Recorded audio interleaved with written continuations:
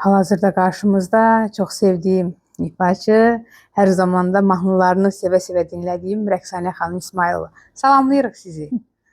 Salam, hər vaxtınız xeyir olsun. Hamınızı xoş gördük. Təşəkkür edirəm Rəqsanə xanım. 3 aylıq fasilədən sonra yenidən bir aradayıq. Maraqlıdır, 3 aylıq fasilədən sonra Rəqsanə xanım necə dönüş edir? Əvvəla hər kəs salamlayıram. Hər birinizi xoş gördük.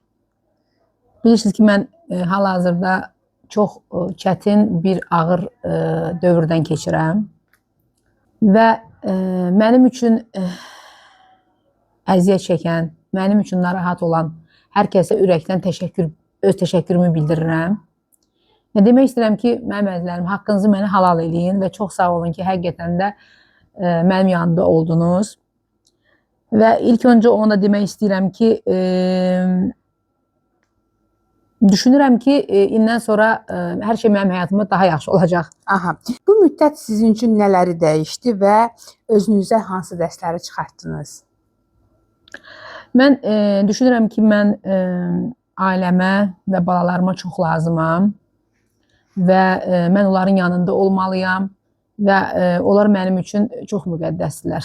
Mənim üçün ən yeganə bu dəqiqə varlığı olan evladlarımdır, ailəmdir və onlar necə mənim yanımda oldularsa, mən də ömrümün son gününə qədər istəyirəm onların yanında olum. İnsan həyatında çətin dövrlər bəzən sınaq olur. Sizin üçün bu 3 ay imtahan oldu, yoxsa yeniləmə bir dövr oldu? Bilirsən, Aysel, mən bir söz deyim. Mən ümumiyyətcə bu şeylərə təkrarən qayıtmaq istəmirəm. Aha. Onları mən yaşadım, mən gördüm və mənimlə də bitdi.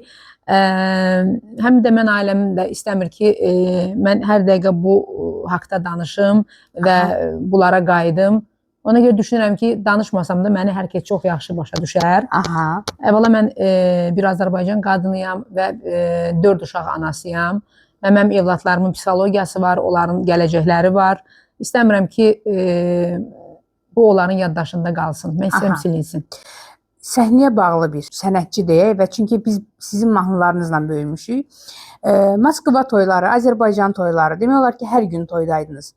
3 ay sənətdən uzaq qalmaq Rəqsanə xanım üçün çətin oldu, yoxsa asan?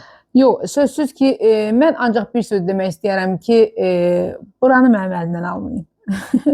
Aha, bura sizin yeriniz. Yəni, məni bu səhnəni məndən almayın. Mən həmişə burada olmaq istəyirəm. Aha. Və mən, bilirsiniz, mən kalendarla toya gedən müğənniyəm. Sənətə gəldiyim gündən də belə olubdur və mən həmişə də bütöv məclisləri idarə edirəm, bilirsiniz.